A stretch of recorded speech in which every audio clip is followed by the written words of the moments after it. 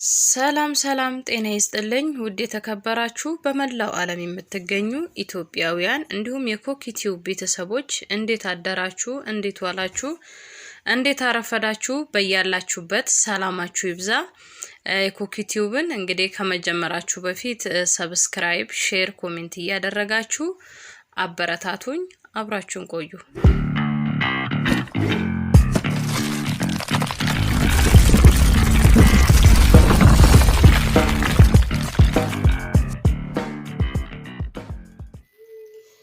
ተመልካቾቼ እንግዲህ ቪዲዮን እያያችሁት ነው። ይሄን ቪዲዮ ከዛሬ 3 ወር በፊት ሰርቼው ነበር። እስቲ 3 ወር 3 ተኩል ምናምን ቢሆነው ነው ይሄን ቪዲዮ ሰርቼ አንድ እህታችን ገጠር በግ የሚጠብቀው ልጅ ጋር ለማግኘት ሄዳ ነው ማለት ነው።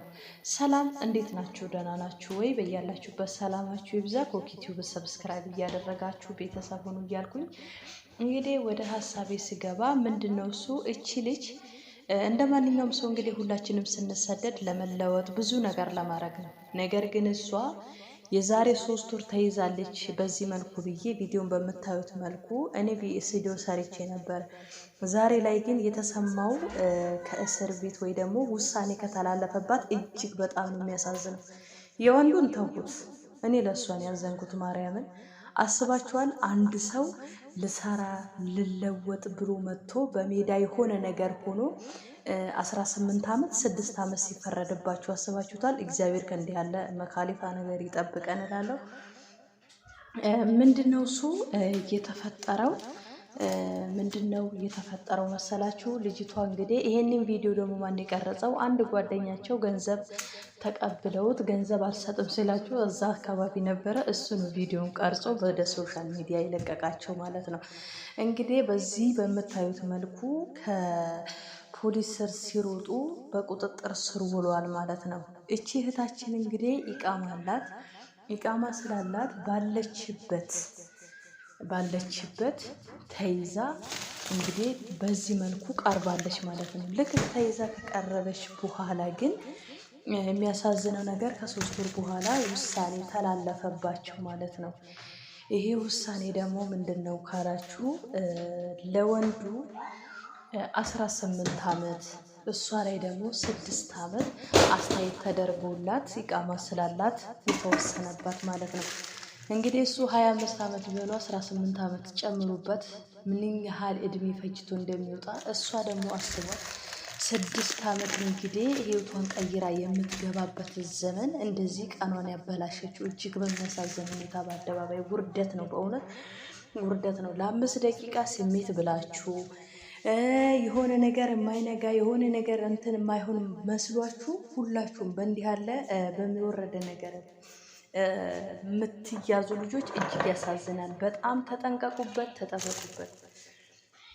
በተለይ ገጠር ላይ ወንዶች ኑ ውጡ፣ ገባችሁ አይደል? ኑ ኢጃዛ ውጡ ብሎ እናንተን ሊያጃጅሉ ሲፈልጉ እባካችሁ ፍቃደኛ አትሁኑላቸው። በቃ ፍቃደኛ አትሁኑላቸው። ለምን? ምክንያቱም የሰው ልጅ የመጣ ነው ልንሰራ እንጂ ሌላ ነገር ቸግሮን አይደለም። ሁሉም ነገር ከፈለግን በሀገራችን አለ። ስለዚህ ውድ የሀገሬ ልጆች ከእንዲህ ያለ ነገር ጥንቃቄ ያደርጉ ስል መልእክቴን አስተላልፋለሁ። እህታችን እንግዲህ ይሄው 6 ዓመት አሁን በእስር ቤት ትማቅቃለች። እሱም 18 ዓመት። ለ5 ደቂቃ ስሜት ብላችሁ የማይሆን ነገር ውስጥ ከመግባት ተጠንቀቁ። በተለይ ኢትዮጵያ ላይ ቢሆን እንኳን ሀገራችሁን የሚጠይቃችሁ ነገር ሰው አለ። በዚህ በስደት በተለይ አረብ ሀገር ላይ ህግ ከያዘ ቀልድ የለም። በእውነት ህግ ከያዛችሁ ቀልድ የለም። አይፋታችሁም፣ ማርያምን አይፋታችሁም። ገባችሁ?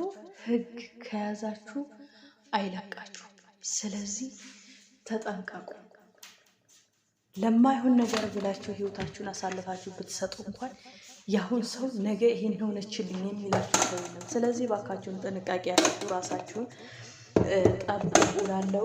እኔ በዚህ ዙሪያ ብዙ ጊዜ ቪዲዮ ሰርቻለሁ። ይሄን ቪዲዮ እንደውም የተፈረደባቸው ትናንትና ነው ውሳኔ ራሱ የተላለፈባቸው እነኚህ ልጆች ማለት ነው። በጣም የሚያሳዝን ሁኔታ እና ለሌሎቻችሁም ትምህርት ይሆናል በሚለው እስከ መጨረሻው። በተለይ ደግሞ አዳዲስ ለሚመጡ በተለይ ለሚጃጃሉ አሁን ላይ በተለይ አዲስ ስትመጡ የሚያወራችሁ ብዙ ነው፣ የሚያወራችሁ የሚጀነጀናችሁ። ገብርኤልን እኔ ብዙ ጊዜ እንዲወጣ ስላ ያለው በቃ በተለይ አዲስ ለመጣችሁ ልትነቁ ይገባል። ሊበላችሁ የመጣውን አውሬ እንዳትበሉለት። በቃ ገባችሁ አይደለ? ልትነቁ ይገባችኋል። ሁሉም የራሱ ስም ሊያራግብ እንጂ ምን ይደርስብኛል ይሄ ነው እንትን ይላል።